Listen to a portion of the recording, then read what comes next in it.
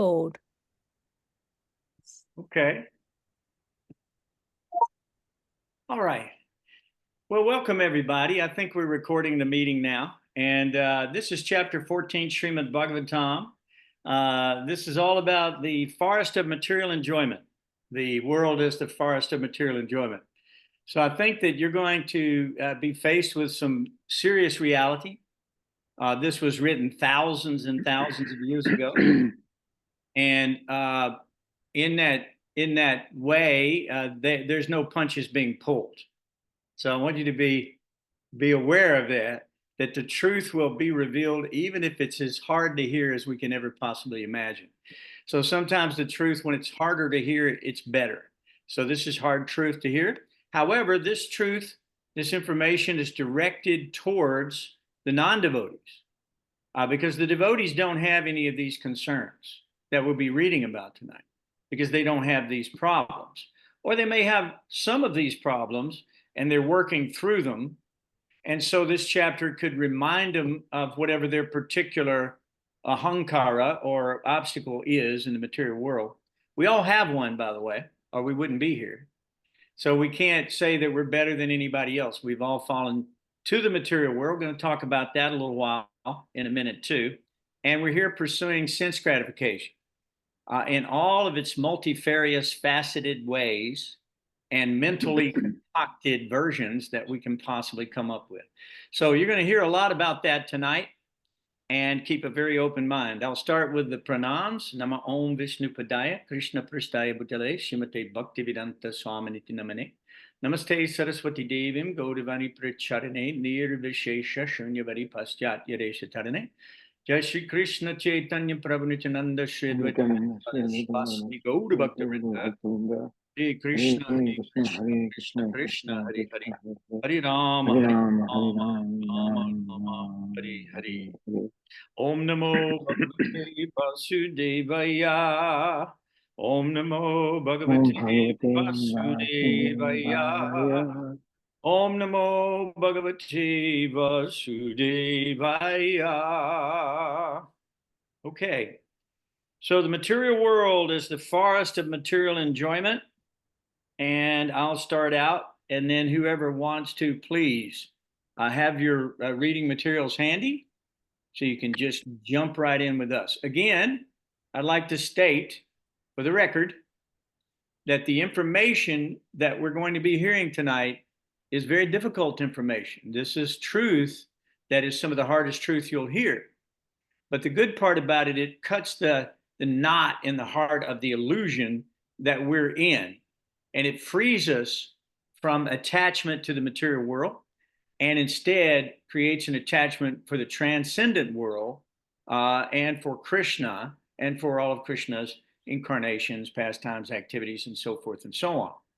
So this is actually meant for non-devotees to hear, because devotees have dealt with these issues, at least, in some way, and they may have some other issues that they're trying to deal with. So this should help you along the way, okay? So text 1, when King Pariksit asked Sukadeva Goswami about the direct meaning of the material forest, Sukadeva Goswami replied as follows: My dear king, a man belonging to the mercantile community, Vanik, is always interested in earning money. Sometimes he enters the forest to acquire some cheap commodities like wood and earth and sell them in the city at good prices. Similarly, the conditioned soul, being greedy, enters this material world for some material profit. Gradually, he enters the deepest part of the forest, not really knowing how to get out. Having entered into the material world, the pure soul becomes conditioned by the material atmosphere, which is created by the external energy under the control of Lord Vishnu. Thus, the living entity comes under the control of the external energy, Daivi Maya. Living independently and bewildered in the forest, he does not attain the association of the devotees who are always engaged in the service of the Lord.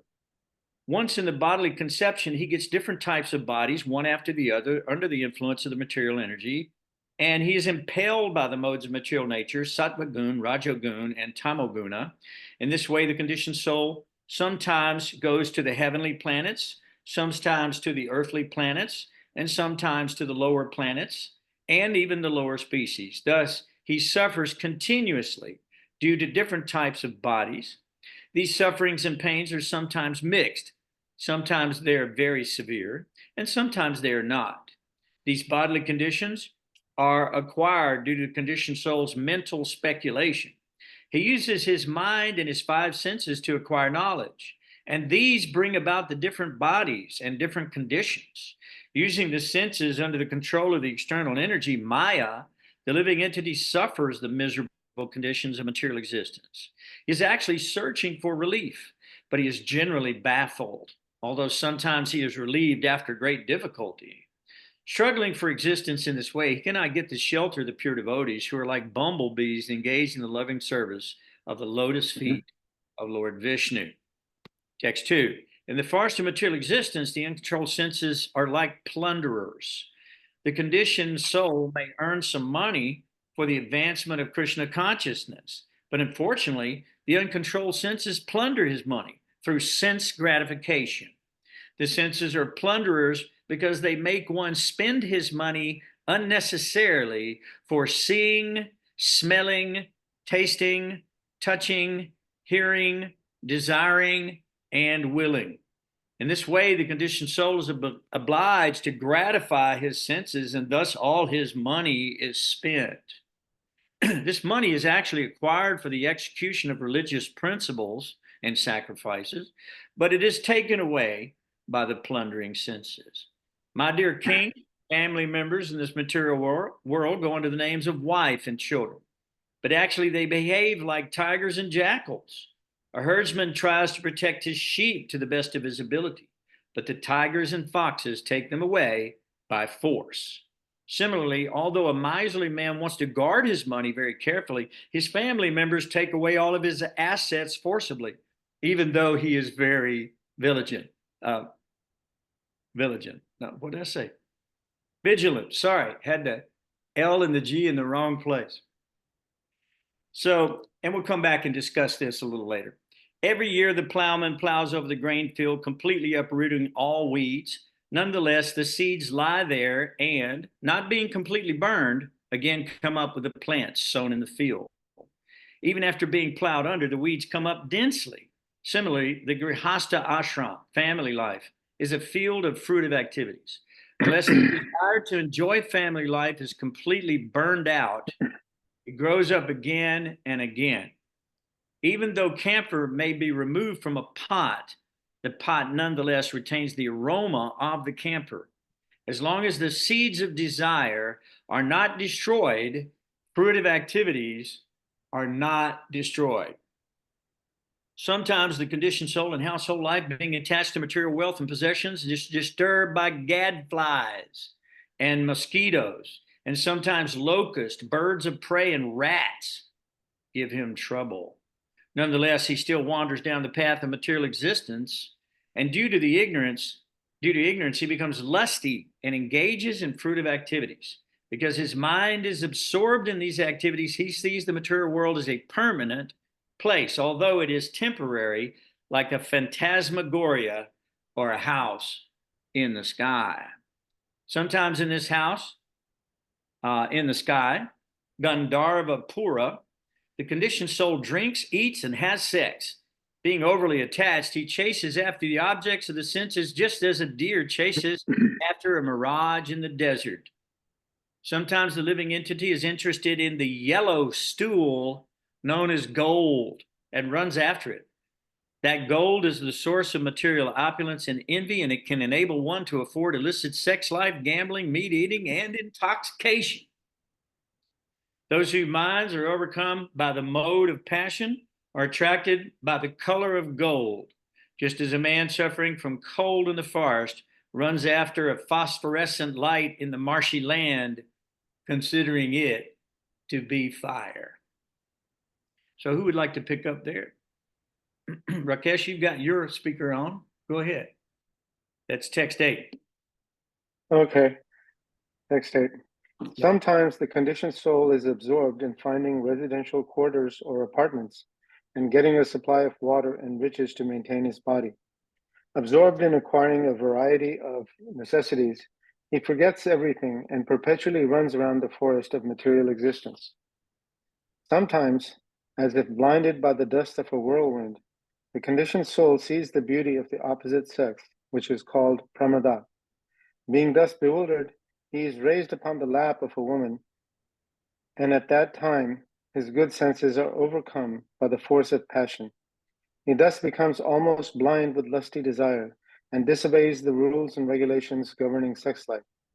He does not know that his disobedience is witnessed by different demigods, and he enjoys illicit sex in the dead of night, not seeing the future punishment awaiting him. The conditioned soul sometimes personally appreciates the futility of sex enjoyment in the material world, and he sometimes considers material enjoyment to be full of miseries. However, due to his strong bodily conception, his memory is destroyed, and again he runs after material enjoyment, just as an animal runs after a mirage in the desert. Sometimes the conditioned soul is very aggrieved by the chastisement of his enemies and government servants, who use harsh words against him directly or indirectly. At that time, his heart and ears become very saddened. Such chastisement may be compared to the sounds of owls and crickets. Due to his pious activities in previous lives, the conditioned soul attains material facilities in this life, but when they are finished, he takes shelter of wealth and riches, which cannot help him in this life or the next. Because of this, he approaches the living dead who possess these things. Such people are compared to impure trees, creepers, and poisonous wells.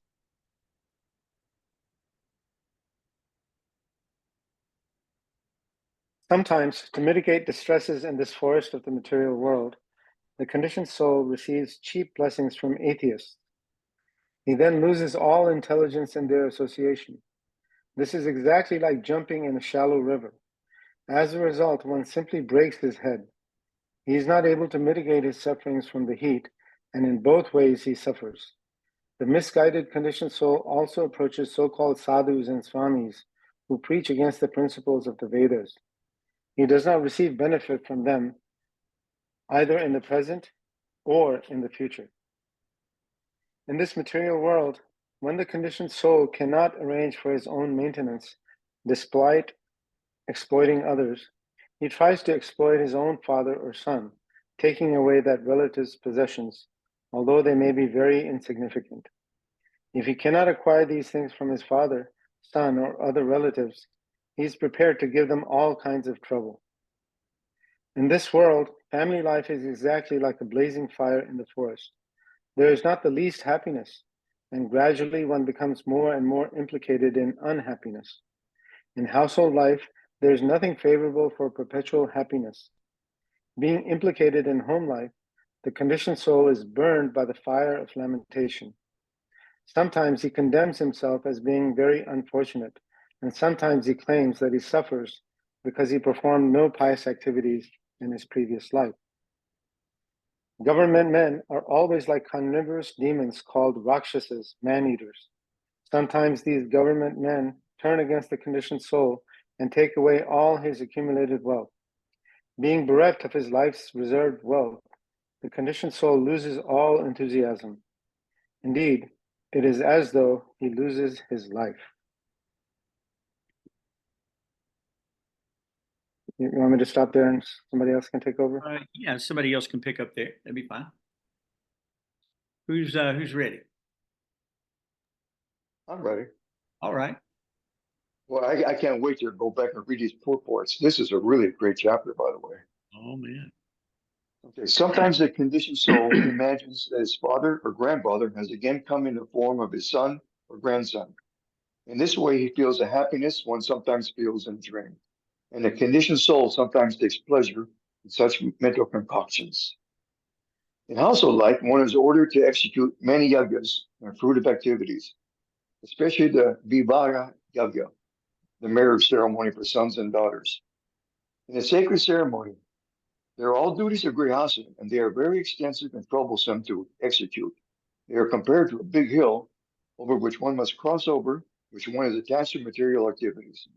A person desiring to cross over these ritualistic ceremonies certainly feels pain like the piercing of thorns and pebbles endured by one attempting to climb a hill. Thus, the conditioned soul suffers unlimitedly. Sometimes, due to bodily hunger and thirst, the conditioned soul so disturbed that he loses his patience and becomes angry with his own beloved sons, daughters, and wife. Thus, being unkind to them, he suffers all the more. Sukadeva Goswami continues speaking of Maharaj Parikshit. My dear king, sleep exactly like a python. Those who wander in the forest of material life are always devoured by the python of sleep. Being bitten by this python, they always remain in darkness of ignorance. They are like dead bodies thrown in a distant forest. Thus, the conditioned souls cannot understand what is going on in life. In the forest of material world, the conditioned soul is sometimes bitten by envious enemies, which are compared to serpents and other creatures. Through the tricks of the enemy, the conditioned soul falls from his prestigious position. Being anxious, he cannot even sleep properly. He thus becomes more and more unhappy, and he gradually loses his intelligence and consciousness. In that state, he becomes almost perpetually like a blind man, was fallen into the darkness well of ignorance. The conditioned soul is sometimes attracted to the little happiness derived from sense gratification. Thus, he has illicit sex or steals another's property. At such a time, he may be arrested by the government or chastised by the woman's husband or protector. Thus, simply for a little material satisfaction, he falls into a hellish condition and is put into jail for rape, kidnapping, theft, and so forth. Learned scholars and transcendentalists therefore condemn the materialistic path of fruitive activities because it is the original source and breeding ground of material miseries, both in this life and in the next.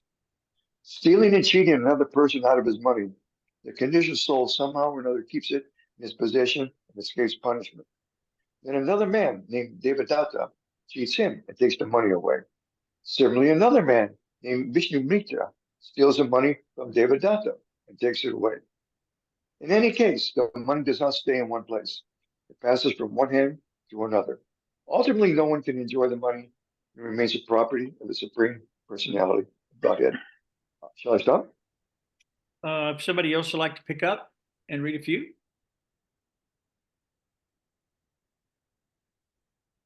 Who's next?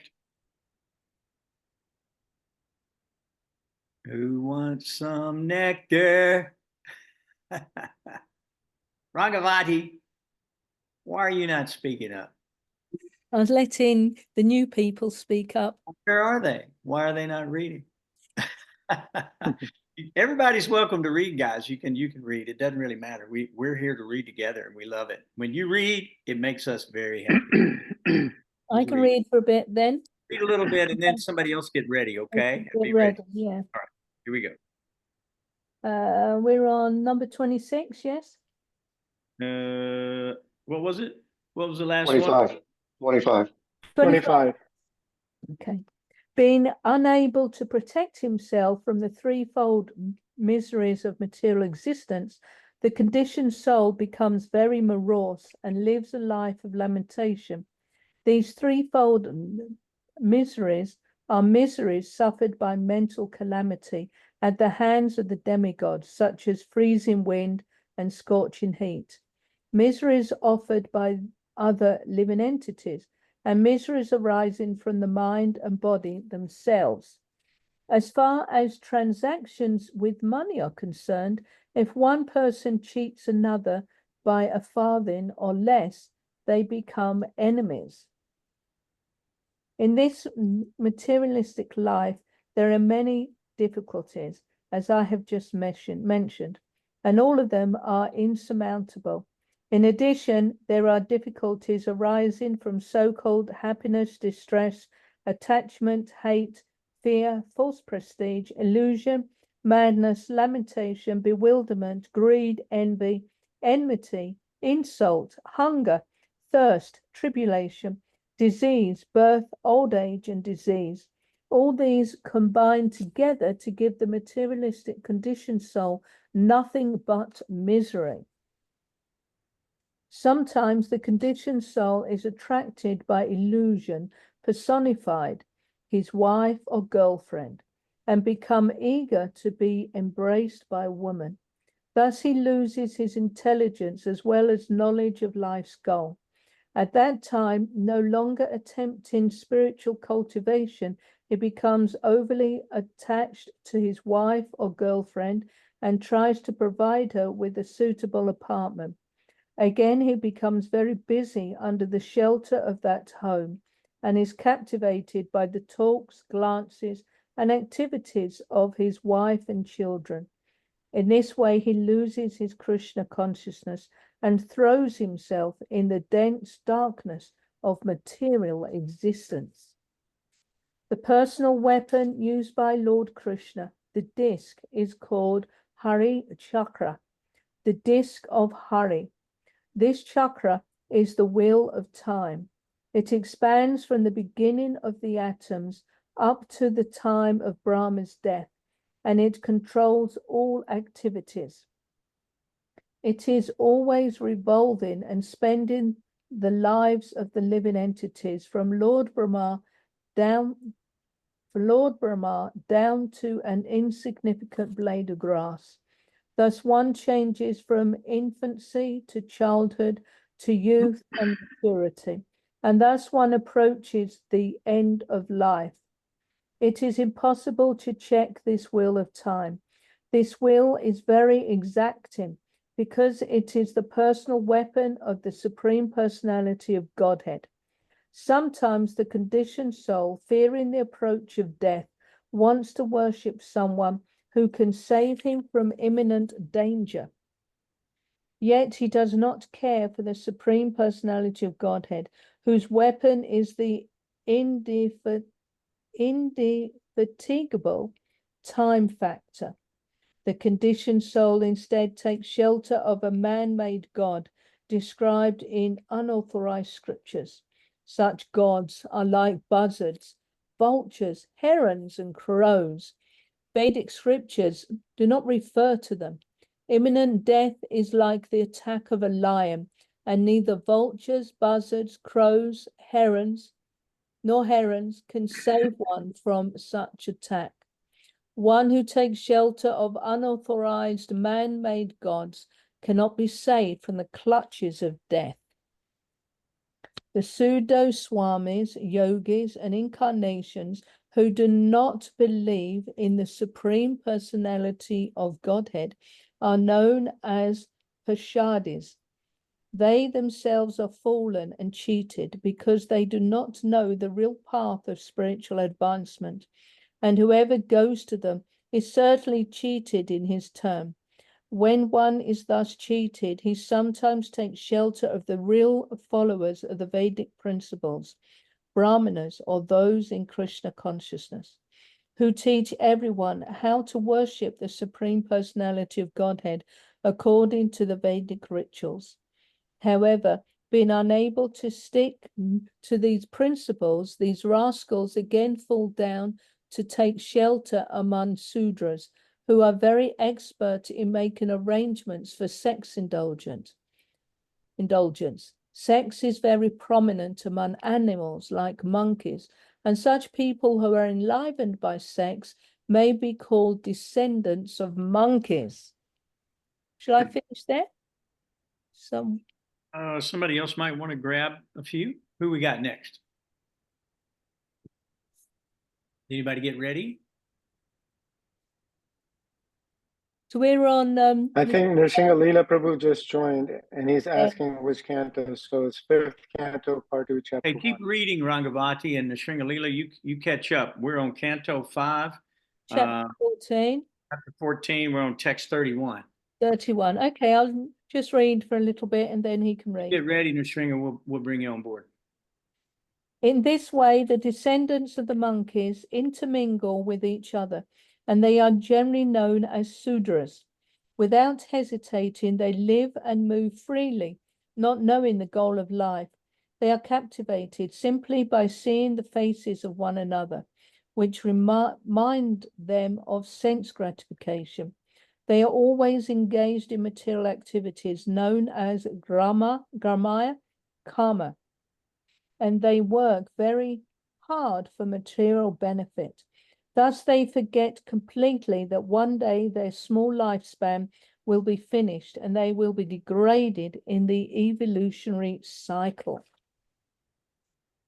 Just as a monkey jumps from one tree to another, the conditioned soul jumps from one body to another. As the monkey is ultimately captured by the hunter and is unable to get out of captivity, the conditioned soul, being captivated by momentary sex pleasure, becomes attached to different types of bodies and is engaged in family life. Family life affords the conditioned soul a festival of momentary sex pleasure, and thus he is completely unattached to get out. And thus he is completely unable to get out of material clutches.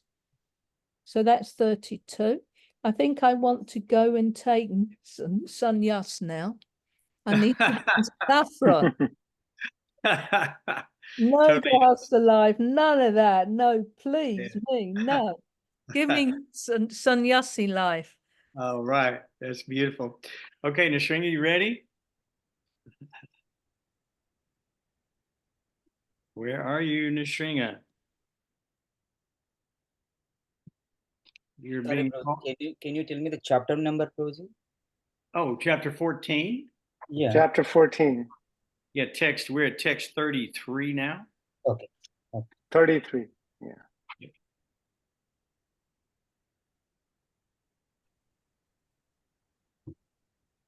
Also, Shrutadeva and Uddhava and others, Nanda, Sunanda, and other leaders of liberated souls who are constant companions of the Lord are protected by Lord Balarama and Krishna. Are we in the right place? Let's make sure we're Is in the that right. right one? Is Okay. it right? What text are you reading and from what chapter? Okay. Oh, sorry. Okay. Sorry, Prabhuji. Someone can carry. I'll get the canto. All right. So here we go. We're in text 33, and I'll read a little bit. In this material world, when the conditioned soul forgets his relationship with the Supreme Personality of Godhead and does not care for Krishna consciousness, he simply engages in different types of mischievous and sinful activities. He is then subjected to the threefold miseries, and out of fear of the elephant of death, he falls into the darkness found in the mountain cave. The conditioned soul suffers many miserable bodily conditions, such as being affected by severe cold and strong winds. He also suffers due to the activities of other living beings and due to the natural disturbances. When he is unable to counteract them, he has to remain in a miserable condition. He naturally becomes very morose because he wants to enjoy material facilities. Sometimes conditioned souls exchange money, but in due course of time, enmity arises because of cheating. Although there may be a tiny profit, the conditioned souls cease to be friends and become enemies. Sometimes, having no money, the conditioned soul does not get sufficient accommodations. Sometimes he doesn't even have a place to sit, nor does he have other necessities.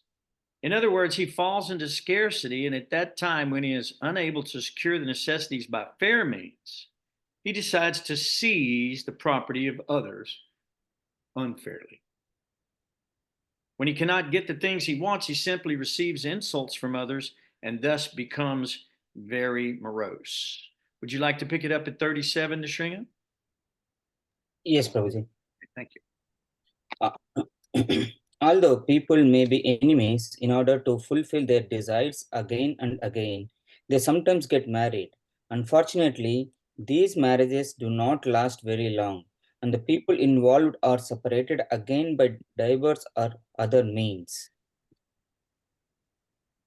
The path of this material world is full of material miseries, and various troubles disturb the conditioned souls. Sometimes he loses, sometimes he gains.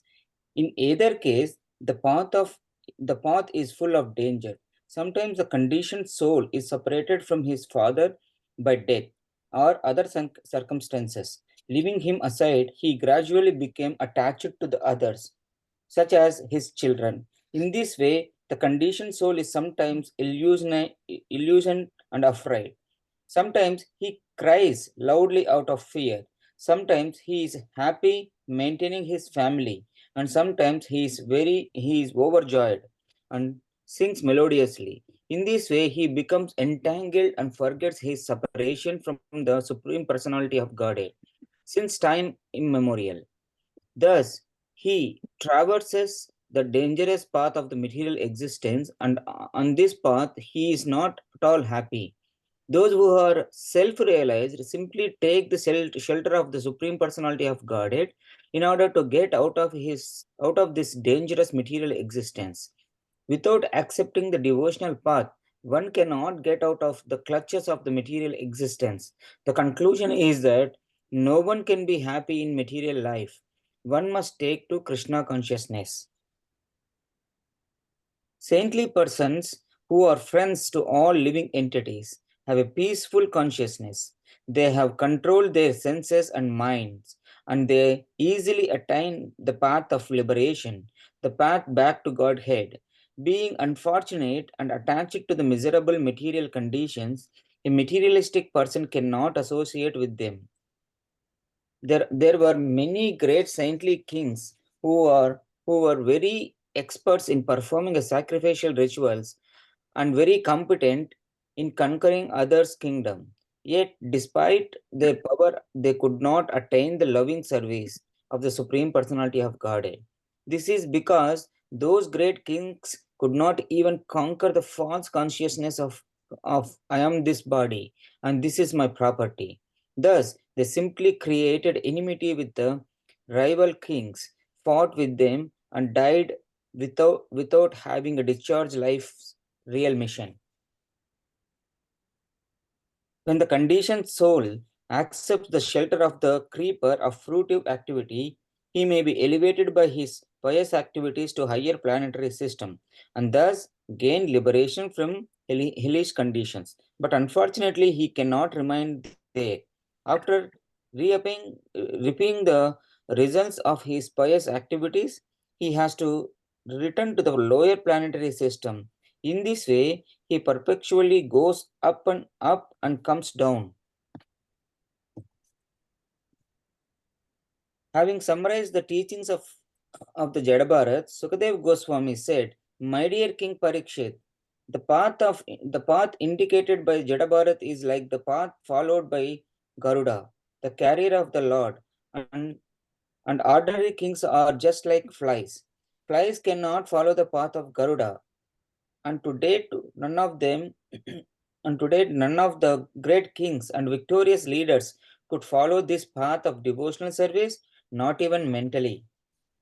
While in the prime of life, the great Maharaja Bharat gave up everything because he was fond of serving the Supreme Personality of Godhead, Uttama Sloka. He gave up his beautiful wife, nice children, great friends, and an enormous empire. Although these things were very difficult to give up, Maharaj Bharata was so exalted that he gave them up just as one gives up the stool after evacuating. Such was the greatness of his majesty. Sukadev Goswami continued, "My dear king, the activities of Bharat Maharaja are wonderful. He gave up everything difficult for others to give up. He gave up his kingdom, his wife, and his family. His opulence was so great that even the demigods envied it. Yet he gave it up.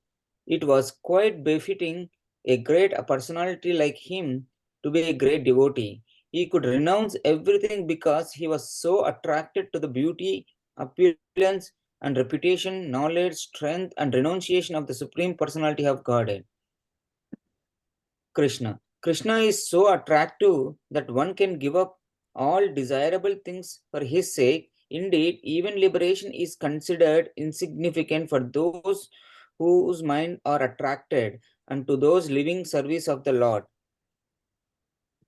Even though in the body of a deer, Maharaj Bharata did not forget the Supreme Personality of Godhead. Therefore, when he was giving up the body of a deer, he loudly uttered the following prayer. The Supreme Personality of Godhead is sacrifice personified. He gives the results of ritualistic activity. He is the protector of religious system, the personification of mystic yoga, the source of all knowledge, the controller of the entire creation, and the super soul is very living entity. The super soul in every living entity. He is beautiful and attractive. I am quitting this body, offering obeisance unto him, and hoping that I may perpetually engage in his transcendental loving service. Uttering this, Maharaj Bharata left his body. Devotees interested in hearing and chanting Shravanam Kirtanam regularly discuss the pure characteristics of Bharata Maharaja and praise his activities. If one submissively hears and chants about all the auspicious Maharaj Bharata, one's lifespan and material appearance certainly increases. One can become very famous and easily attain a promotion to the heavenly planets or attain liberation by merging into the existence of the Lord.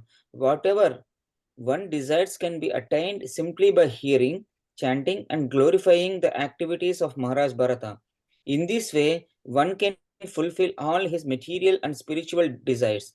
One does not have to ask anyone else for these things, for simply by studying the life of Maharaj Bharata, one can attain all desirable things. Thank you, Shinga. That was nice. Thank you for helping us out there. We really appreciate that.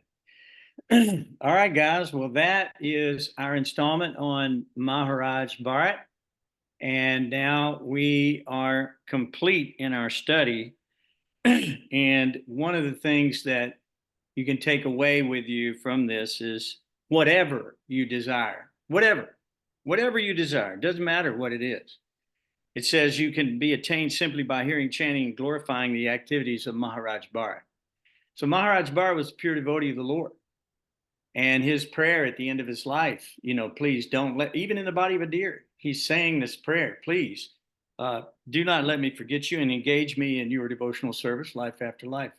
So this is the idea that we should follow. So he wants to perpetually engage in God's transcendental loving service. So that is our goal. And that is our mission, and that is the purpose of the Srimad Bhagavatam, beautiful story of the personality of God, so that we can fall in love with God, and that we can fall in love with God's devotees, that we can fall in love with the activities of the Lord, because they're all perfect. And we can fall in love with his incarnations, his various incarnations, which come to deliver us and to protect us again and again and again and again in all these different incarnations. As a matter of fact, in the next chapter later, I don't know, we'll read this about Maharaj Gaya, but Maharaj Gaya was such a perfect devotee that the Lord and Brahma, all the demigods, used to come down to his fire sacrifices. He'd be having a big sacrifices, and they would take directly in the participating in the sacrifice and accepting the oblations directly to them. So God does come. He comes again and again and again and again, just like waves crashing against the shore. Why? To deliver us and to reestablish the principles of religion and to annihilate the miscreants, right? Vinashayasa chadushkatam, right? So that's the idea. I want to reestablish these forgotten principles of religion. So are there any questions about this chapter so far? I mean, it's heavy stuff. It is just like a knife cutting all the Maya out of the heart of a person, all of the attachment out of the heart of a person, and reestablishing God as the actual true source of everything. We're seeking sense gratification here in the material world, which means to apply an object of a sense to the sense itself. Normally that calls some rubbing or masticating or something that you have to do to enjoy the material world, either eating, sex life, whatever it might be, seeing, smelling, tasting, all of these senses. But what has happened is we've become obsessed. And now we see the results of that obsession in various perversions, such as rape, theft, gluttony. We see gluttony. We see people who are completely been out of shape because they don't have a higher taste. So in the Bhagavad Gita, Krishna says that abstaining from these lower activities and attaining a higher taste, see, one can become fixed in consciousness. So our goal is to get a higher taste, and that higher taste is exemplified by Maharaj Bharat in the practice of devotional service. And we can see that in his life and his activities, and in the great kings such as Gaia coming up, and all of the great devotees that we've talked about so far. So is there any questions about this chapter that anybody has before we kind of recap it just a little bit? I have a question. All right. So the Atma and the Paramatma, you know, Krishna is the observer of the soul, but earlier in this chapter it said that the demigods are witnessing also. So are they witnessing inside the soul also? I mean, how are the demigods witnessing what the Paramatma is witnessing at the same time? All right. That's an excellent question, actually. The Vedas, we chant the Gayatri mantra, and it talks about the eye of God being the sun and, of course, the moon. But also the demigods are direct representatives of the Lord as far as the functions of the world. Yamaraj, for an example, a demigod in charge of death. And Brahma in charge of creation. Shiva is in charge of the annihilation or destruction of the material universes. And then there are Prajapatis in charge of populating the universes and so forth and so on. But I have a little story that might help you with this. And this is an actual experience that I had. Because there's three sources of misery, right? You got nature or the demigods, right? So we're talking about drought. We're talking about, as a result of drought, famine. We're talking about floods. All of these are controlled by the demigods. All of that. We're talking about, volcanoes, earthquakes, all these things that are going to happen based on our collective karma and the will of the Lord, providence. It will continue, and those miseries will continue in the material world. You can turn on the TV right now and you can read about literally hundreds or even thousands of people who were just killed in some catastrophic cataclysm within the material world. It could be a tsunami, killed 600,000 people one time, not too long ago. So we see that miseries are caused by the material nature, and that's controlled by the demigods. And they're witnessing. That's their job. Their job is to witness and record. Just like if you run a traffic light in the United States, they'll take a little picture of your license plate and call you into court to pay a fine. Somebody's watching. Who is that? That's an authority from the state that is following your activities to keep you civilized. Otherwise, you have to go to jail where the uncivilized people are living, behind bars, locked away from the rest of society because they cannot control their senses. And therefore, they're rapists, murderers, robbers, burglars, petty theft. I mean, you name it. Name it. It's rampant in the world right now. The jails are full. They're letting out criminals because they don't have a place to put them anymore. There's so many. And this is systemic from not being trained from childhood. We have to be trained from childhood that this world does not belong to us. I and mine is Maya. It all belongs to Krishna, everything. And therefore, we're giving it as a gift. Krishna gives it to us as a gift. And yet we won't acknowledge him. We won't thank him for the gift. We won't appreciate him for the gift. We won't offer any prayers or respects to him. We won't even give anything back in his service in this material world. These people are so caught up in greed, lust, envy, animosity, and then later wrath, lamentation, anger, all these things that we see that people are being affected by and wars are created from are all caused from this idea of I and mine. These kings are fighting. They may be expert at fighting one another and taking each other's land and wealth. But guess what? They lose it all at the time of death, or they lose it at the time when another more powerful king comes and takes it from them by force. This is Maya. This is all caused by Maya. This is an illusion. We are not the owners. We don't own this place. You're born naked, you die naked. You don't, while you have what you have here, it belongs to God. It does not belong to you. Get over it. These things are not yours. And if you think they are, you're a miser and a thief, and you would be punished as such. That's what the Vedas describe, right?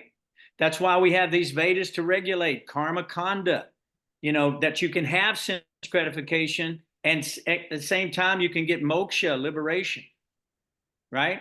We have these rules and regulations.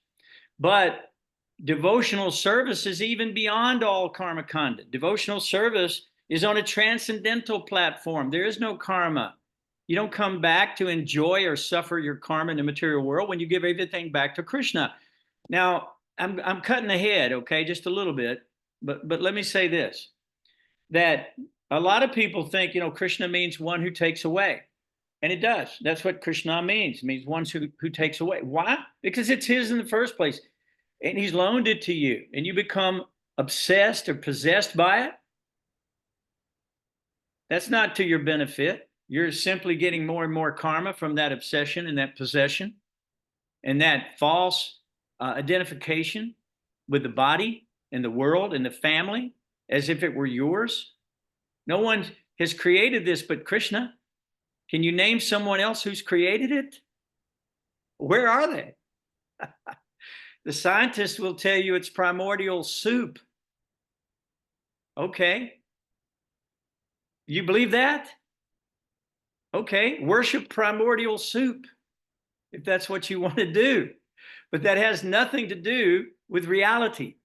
All of these things are mental speculations. Our senses are imperfect. And we can't know the truth unless we receive it through the sampradaya. Sampradaya is like a rope.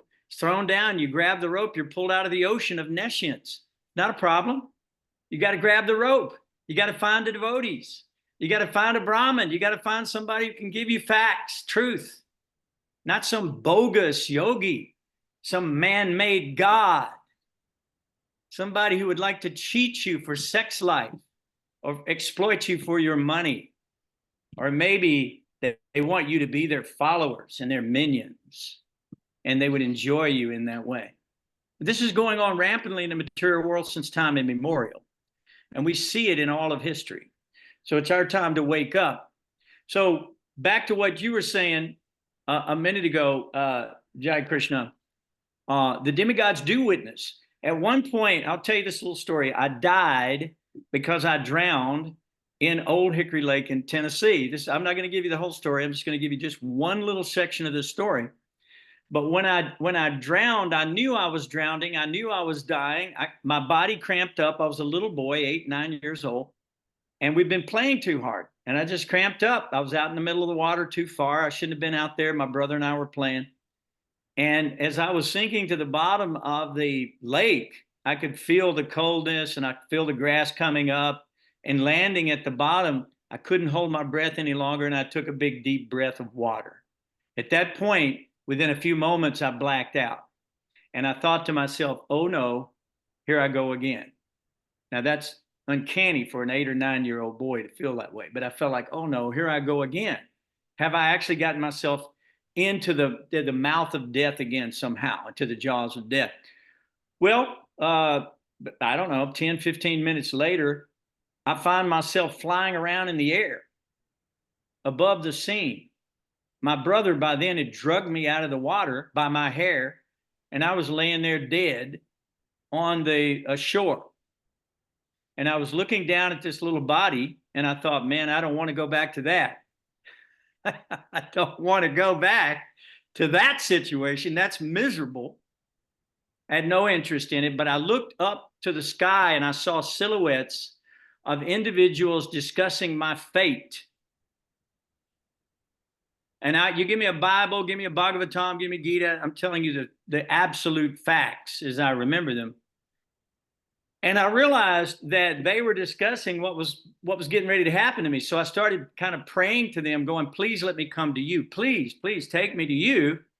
But my brother was beating me on the chest telling me to wake up, wake up, wake up. He couldn't get me to wake up. And I was screaming at him, but he couldn't hear me. And I saw everything in 3D vision, man, everywhere. I could see everything all around me very clearly. I can't forget it. As a matter of fact, there was a couple on down the way there. They were under a blanket. And, you know, I mean, they'd come out obviously to become amorous during the day over by the lake. I saw this as a little boy. I remember this there. And I thought to myself, wow, my brother can't hear me. And I'm telling him, leave me alone. I'm fine. Don't worry about it. I'm good. And about that time, I could see that these silhouettes had made a decision that it wasn't time for me to go.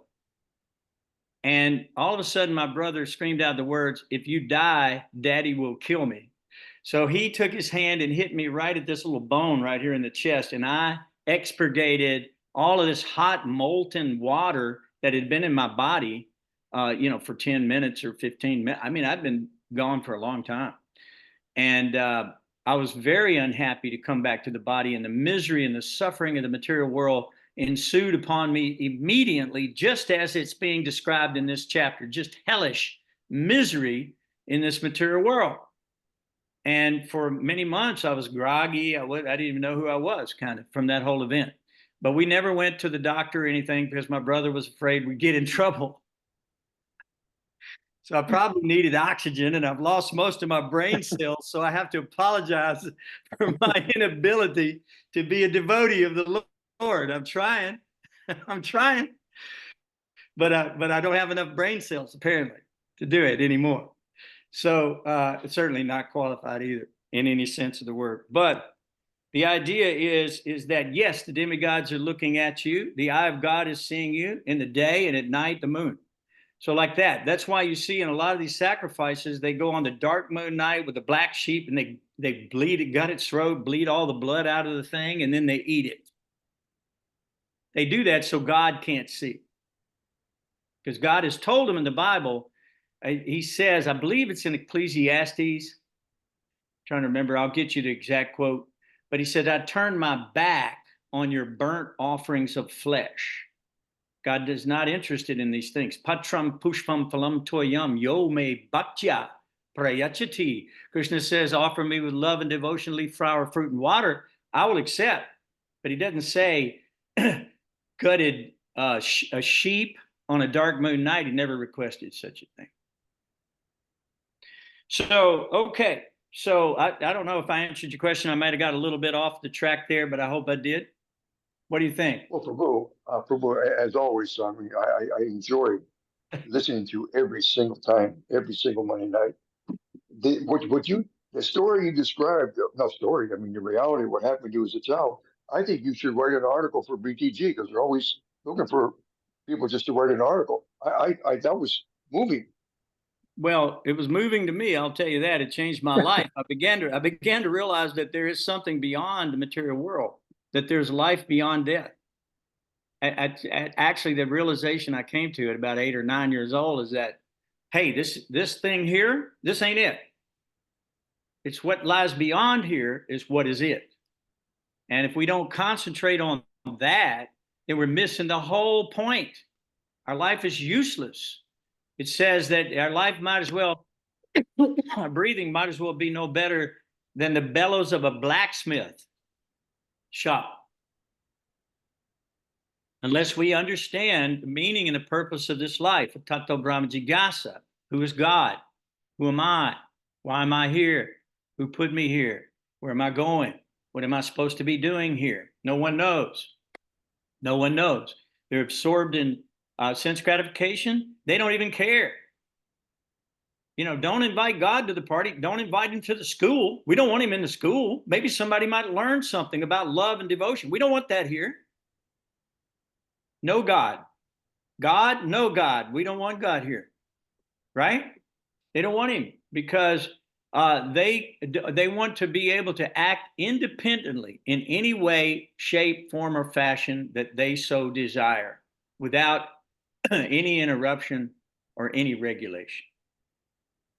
So we see the outcome of that. The jails are full of liars, thieves, cheaters, rapists, robbers, murderers, dacoits of all description. Well, I've been going to the prison to preach since 1981. Rupanuga asked me to go to the prisons and preach at that time. And I started going to the prison. I've been going ever since. Here lately, since COVID, I haven't been able to go. They won't let us back in. I don't know why, but they won't let us back in. And we were going to maximum security penitentiaries. Every single one of these people committed an act of passion without thinking. And therefore, they gave up their freedom for years and years and years and years to come. Some of the guys are lifers in there. And they've given up their freedom for one moment of sense gratification, one moment of anger to satisfy anger. Do you think you're going to satisfy anger? Raise your hand if you think you can satisfy your anger. I see a hand raised.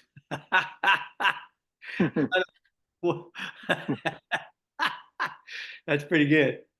But no, you can't satisfy anger. You can't satisfy lust. You can't satisfy greed. You cannot satisfy these things. It's not possible.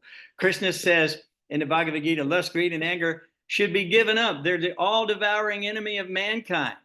And however you have to do it, you have to give these things up. So, yeah, so the story, again, going back to my story is just a story that will help us understand that even in real life, when the soul is about to leave the body and the body is there, right? The soul is leaving the body. We don't die. The subtle body is alive and it goes on. I didn't know that at a young age like that. I'd never studied it in any Shastra. Christianity didn't teach it. Not really. I thought we stayed in the grave in our rotting bodies. That's what I had thought they taught us, that we're under the ground in a grave rotting. And then when Jesus comes, we all come out of the grave. The grave, the thing opens up and we come out, the car's all wrecked, everything. There's pictures of this. You can see this. This is their description of how this is going on. So the Vedas give the actual description, not some mental speculation about what is going to happen. The Vedas are the actual description. So our problem goes back, and if you don't mind, is there any other question now before I kind of move on? I had a little at work few years back. I had a young man there working with me, and he believed in this. He was a church-going boy. You know, he's from the south, so obviously everyone goes to the church. And You're feeding back. that went on to Rakesh's. That was weird. You're okay. So anyway, I was talking to him, so I like to engage people in some sort of spiritual talk, and asked him what happens after we die, and he said, "Oh, we're as you said, everyone is buried, and then when Jesus comes, we're raised from the dead." So I said to him, "Well, how does that work?" Because I said, for instance, the followers of Jesus were 2,000 years ago, they started. So where is their bodies now? I said, they've all rotted away into dust. They haven't got a body anymore. You know, there's no body, there's no skeleton. It just becomes dust after, it gets eaten by different insects and worms and that. And I said, well, where's the body then to raise up from the grave after a couple of 100 years onwards? And so he said to me, I don't know, he said. And I said, well, shouldn't you go to your pastor and ask him that question? How can you raise from the dead when your body's gone? So I see, they're, Okay. I don't know what they believe in is fallible. Rangavati, all of this is mental speculation, according to the Vedas. Now, what they've done is they've taken some truth and they've modified it to meet whatever some man's speculation was. We saw that happen many times. In the King James Version, many things were taken out. At the time Constantine took up Christianity, many things were destroyed. At the Council of Nicaea, the books were taken and completely changed. And it says that if anybody changes one dot or one tittle, they're in danger of hell fire. It's considered to be Atmahana, killer of the soul. If you change something from the Shastra, from the words of the spiritual master coming down from Krishna, you've committed the greatest, most heinous crime. Literally. Because God is trying to speak to his children and you're getting in the way? What? That's bogus. These are man-made gods, man-made philosophies, all designed for sense gratification. Not to say there's not some truth there. We're not running down Christ Jesus. I mean, he's pure devotee of the Lord. No question.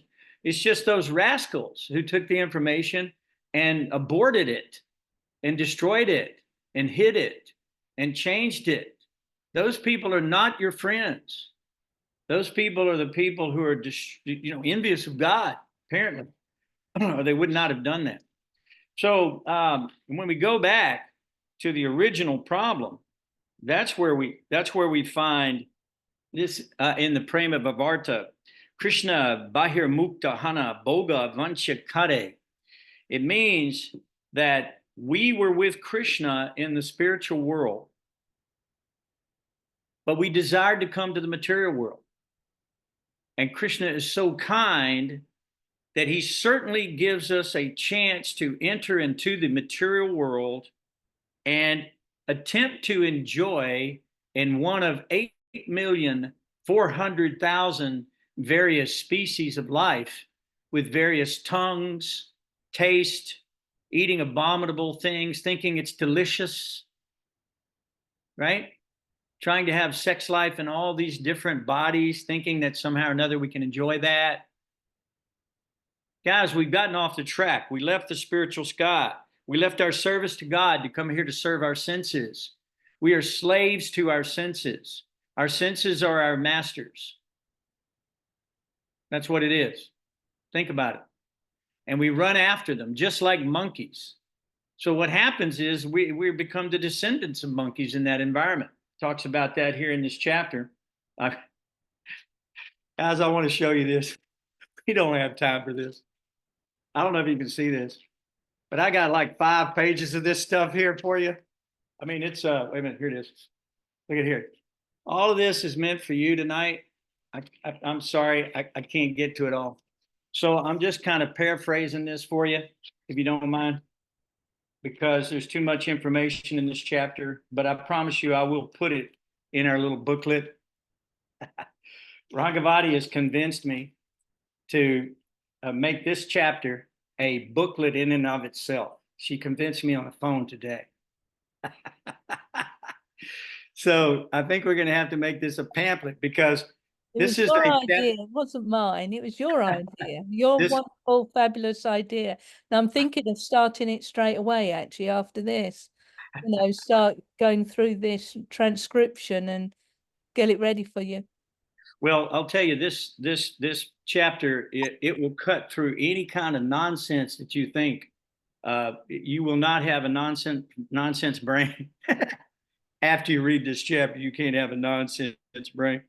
So Narottam Das says, Nana Yodi Sada Pire, so that the living entity will pass through all these various species of life, seeking sense enjoyment, seeking the perfect family, seeking the perfect child, or power, or to become the monarch of that species. In other words, in an attempt to become Krishna. Not going to happen. Can't happen. It's not even reasonable that it could. But great kings are given universes and so many things like that. It looks like Krishna. Brahma looks like Krishna, looks like the big deal. Remember the story in Krishna book where Brahma came to Krishna in Vrindavan, I believe it was. No, it might have been in Dwarka, and he was knocking on the door. And he said, tell him Brahma's here. And he said, which one? Because there's trillions and trillions of Brahmas. So try to understand we're insignificant in the greater scheme of things. There's no way that we're going to be God. We're not creators of anything except for stool and urine. We do a pretty good job of that. But other than that, I'm not sure how talented we really are as creators in the material world. So we have to understand all of these things are there from Krishna to us, and we begin our material life with these five senses, which include the mind, and they become rogues and thieves in the forest. They rob our knowledge, and they leave us in a network of illusion and nescience. And there's so many bogus yogis out there and so-called man-made gods. You can read these stories. I can tell you several stories. There's one great story of Bhaktivinoda Thakur. I won't tell the whole story, but this bogus yogi had everybody convinced because he had some power, and it was in his hair, believe it or not. Kind of reminds me of the Hercules story, you know. But they found out that by cutting his hair, he had no more power. So this guy actually committed suicide because he had lost his power. So you see what I'm saying? These chapters, this particular chapter brings these things to life and shows us that everything must be offered in sacrifice. Krishna is the Lord of sacrifice. Yagyartit karma nonyacha loko yam karma bandhana. Tadartam karma kunteya mukta sangha samachara. You have to perform sacrifice. You are a sacrifice. Your life should be sacrificed for the sake of God's desire, for his will. You should be about the work of the Lord. You should find out what he wants, and you should try to get it to him by all means that have been made available to you, including wealth or whatever it is you have. You should try to use it in the service of the Lord, not to the detriment of the family. Obviously, we want to maintain body and soul together, and the house together. Take care of the children.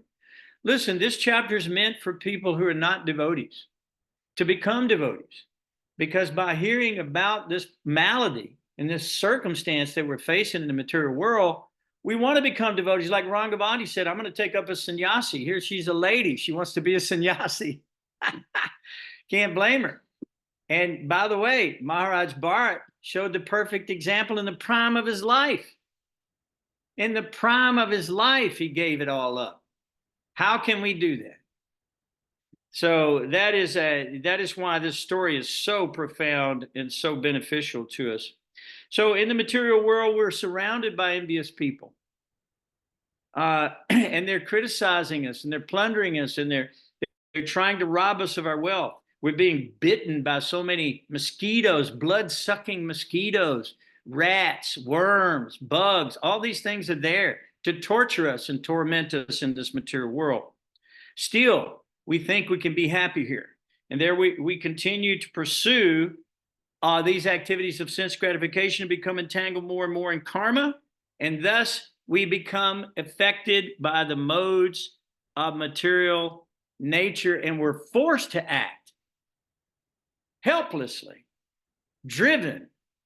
We're driven by these desires. Krishna says, Prakriti kriyamanani, gunai karmani sarvasha, ahankara vimudhadma, kartaham iti manyate.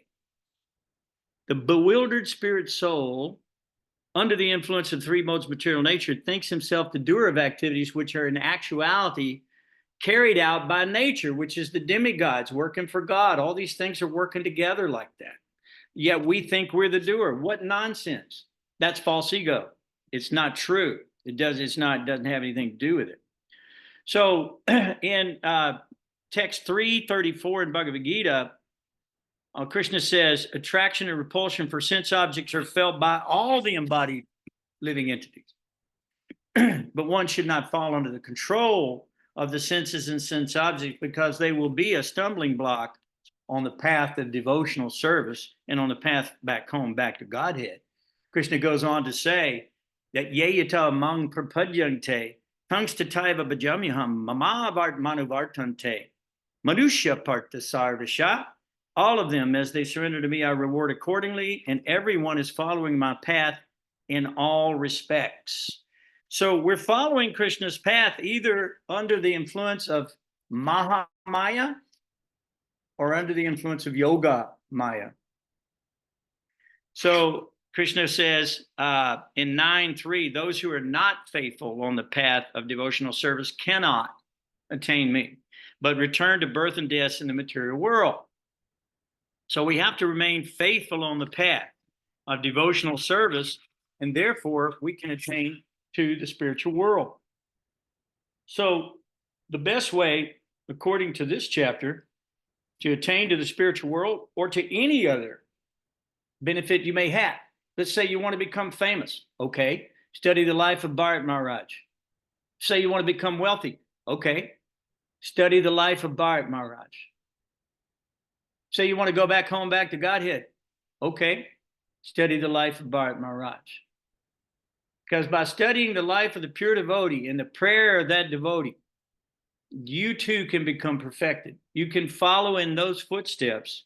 And by doing that, you can too go back home, back to Godhead. There's no need to wander around in the material world and all these various species of life, trying to find a little something to drink, a little something to eat, a little sex life. Is that a big deal? It's a big deal, huh? All the animals in the yard are doing it right now. You think they're happy? There's a little kitty cat that just came up to my house, and it's dying of starvation. It's been thrown out. Nobody wants this little kitty cat. How did it end up in such a horrible condition, sitting in the hot sun, going, can't breathe, no food, no water, it's got mange all over it, bugs biting it. Mode of passion. That's the result of the mode of passion. Okay? So the idea is to give up these modes of material nature for Vasuddhasattva. That means beyond the material modes, to the transcendental life. So the devotees live a transcendental life. They're not of the material world. They may be in it, but they're not of it. Why are they not of it? Because their mind is absorbed in Krishna. They're offering their lives to Krishna. They're offering everything they have to Krishna, their families, their wealth, their house becomes a temple. Their food becomes the mercy of God. Non-devotional processes, very easy to perform. Just hear a little bit, remember, chant, say a few prayers, do a little service in the temple, serve the devotees. Like, what's the problem? It's not a big deal. And go back home, back to Godhead, even in this life. So don't become attracted by the yellow stool known as gold, because all it will do is give you facilities to perform more sinful activities and be more bound in the material world. So sometimes the living entity has had enough. Like a kid in a candy store, he's sick at his stomach, he's eating too much candy, he doesn't want any more. But later he forgets the pain and misery of the vomiting and all that he had from overeating the candy. And so now he wants candy again. So don't let this happen to you. Don't let Bhoga Tyaga happen to you. Bhoga Tyaga means rotating sense gratification and then renunciation. Sense gratification and renunciation, backpedaling. Don't want it. It doesn't feel that good. Once you've had enough of it, it's sickening, really. Think about it. So therefore, one should control the senses, not become victims of the senses. And by controlling the senses, transcend these three modes of material natures. So there's so much more here. I'm not even looking at my notes. I'm just talking, okay? Because if I look at my notes, we're going to go off here for a while. So let's don't do that. But if you can understand that the elephant of death is coming into your garden, and if your eyes are growing dim like mine, I can't see. Right? You got a loose tooth.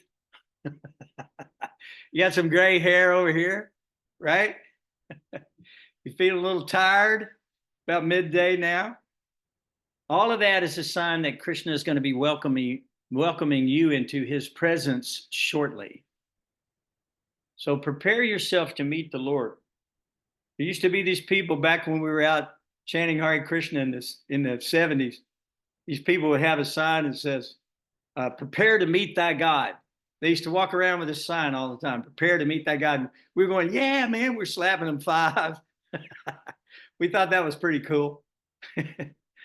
However they were going to do it, we weren't real sure, but it was a good thought. So don't get involved in this petty nonsense in the material world, entangling in the material world, trying to build a better house here. This place is burning down, and not one stone shall remain standing. Nothing will remain here. We used to have these songs back at the Murari band. It said, addicted to pleasures the cities hold, but the price you pay is your soul must be sold. So don't sell your soul to the pleasures of the city, right? And Bhaktivinoda used to say, the shining bottles charm their eyes and draw their heart's embrace. The slaves of wine can never rise from what we call disgrace. So these people turn to intoxication. They turn to illicit sex. They turn to profiteering. They turn to greed, lust, anger, envy, animosity. They want to be the top of the hill. They want to be the most powerful, the most beautiful, the most wealthy, the most wise, the most famous. But they're also going to be the most angry and the most disappointed, because they're not going to get what they want. They'll be frustrated, and then they'll be totally disappointed. So follow the prayers of Bharat Maharaj. We're going to end this class by going over the last verse together, if you don't mind. Let's see. Well, let's hear Bharat's prayer first. I believe that's in, where's that at? Which one is that one? Does anybody know? Oh, here it is. So he says, and that's in the text 45, he says, but before he was giving up his body, as he was giving up his body of a deer, he loudly uttered the following prayer, quote, the Supreme Personality of Godhead is sacrifice personified. He gives the results of all ritualistic activities. He is the protector of the religious systems, the personification of mystic yoga, the source of all knowledge, the controller of the entire creation, and the super soul in every living entity. He is beautiful and attractive. I am quitting this body, offering obeisances to him, and hoping that I may perpetually engage in his transcendental loving service. Uttering this, Maharaj Bharat left his body. So if one submissively hears and chants about the all-auspicious Maharaj Bharat, one's lifespan and material opulences certainly increase. One can become very famous and easily attain promotion to the heavenly planets, or attain liberation by merging into the existence of the Lord, which we don't care for. Whatever one desires can be attained simply by hearing, chanting, and glorifying the activities of Maharaj Bharat. In this way, one can fulfill all his material and his spiritual desires. One does not have to ask anyone else for these things. For simply by studying the life of Maharaj Bharat, one can attain all desirable things. Thank you guys for attending all of these, I think 6 or 8 so far chapters, and helping us read through this. And maybe this one will come out as a pamphlet, and we'll have to give credit to you guys for being with us. And we really appreciate you very, very much. Is there any other question before we end the class? Because, I mean, I didn't even get to the notes. I'm just talking. If there's no further questions, then what I'm going to do is I'm going to offer my respects to each and every one of you great Vaishnavas for showing up. Thank you so much. Kesh and I are planning a Augusta meetup. It's sometime with big kirtan, right? We're going to have kirtan. We're going to have some more discussion. And I know there's got to be some good prasadam cooked by all you nice people down in Augusta, right? Definitely. Well, we'll leave tonight. We can get in the car and go now, right? We don't care. We like prasadam that much. Jump on a plane. When are you coming, Prabhuji? What's that? When are you coming? Oh, I don't know yet. Rakesh is the boss. We have to talk to Rakesh. Oh, He's okay. in charge. Whatever he says to do, I simply do. I don't ask questions. Yeah, okay. Because I know I'll be directed in the right way. So, Okay. guys, thank you so much for being with us. And next week, we'll have a new class. Rangavati will announce, we'll take up another story, okay? Incarnations and avatars and great personalities and great histories of the Srimad Bhagavatam. It doesn't get any better. So, Hare Krishna, Hare Krishna, Krishna Krishna, Hare Hare, Hare Ram. Hare Ram, Ram Ram, Hare Hare. Thank you so much for being here. Thank you, I'll see you Prabhuji. next Hare time. Krishna. Haribo. Haribo.